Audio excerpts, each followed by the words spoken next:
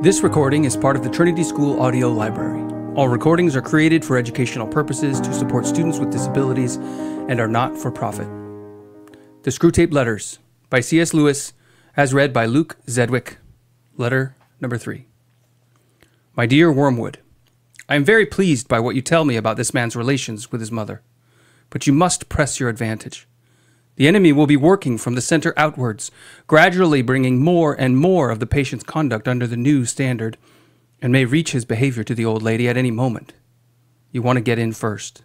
Keep in close touch with our colleague Glubos, who is in charge of the mother, and build up between you in that house a good settled habit of mutual annoyance, daily pinpricks.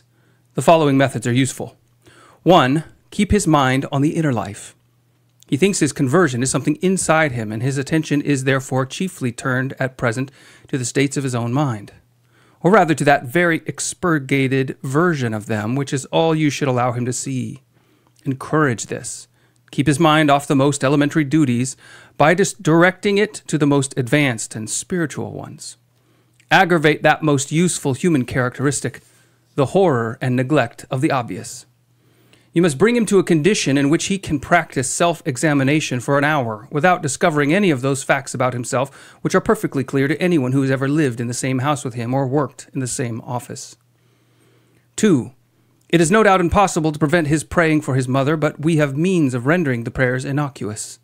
Make sure that they are always very spiritual, that he is always concerned with the state of her soul and never with her rheumatism. 2 advantages will follow. In the first place, his attention will be kept on what he regards as her sins, by which, with a little guidance from you, he can be introduced to mean any of her actions which are inconvenient or irritating to himself. Thus you can keep rubbing the wounds of the day a little sorer, even while he is on his knees. The operation is not at all difficult, and you'll find it very entertaining. In the second place, since his ideas about her soul will be very crude and often erroneous, he will in some degree be praying for an imaginary person, and it will be your task to make that imaginary person daily less and less like the real mother, the sharp-tongued old lady at the breakfast table. In time you may get the cleavage so wide that no thought or feeling from his prayers for the imagined mother will ever flow over into his treatment of the real one. I've had patients of my own so well in hand that they could be turned at a moment's notice from impassioned prayer for a wife's or son's soul to beating or insulting the real wife or son without a qualm. 3. When 2 humans have lived together for many years, it usually happens that each has tones of voice and expressions of face which are almost unendurably irritating to the other. Work on that. Bring fully into the consciousness of your patient that particular lift of his mother's eyebrows which he learned to dislike in the nursery, and let him think how much he dislikes it. Let him assume that she knows how annoying it is and does it to annoy. If you know your job, he will not notice the immense improbability of the assumption, and of course never let him suspect that he has tones and looks which similarly annoy her. As he cannot see or hear himself, this is easily managed. 4. In civilized life, domestic hatred usually expresses itself by saying things which would appear quite harmless on paper.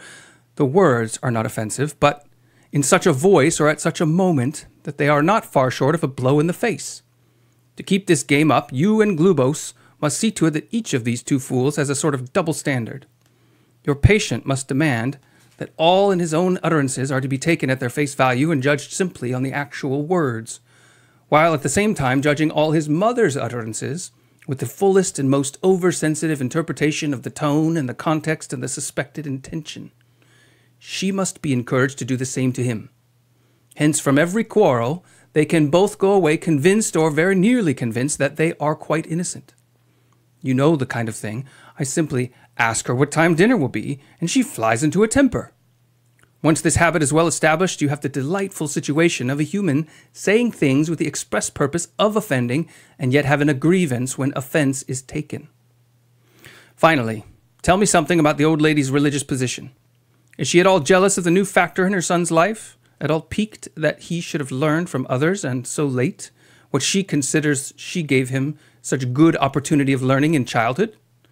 Does she feel he is making a great deal of fuss about it, or that he's getting in on very easy terms? Remember the elder brother in the enemy's story. Your affectionate uncle, Screwtape. This recording is a ministry of the Trinity School, a culture-building enterprise focused on education, influence, industry, and the arts. To support this project, visit gracestaten.com/Trinity School.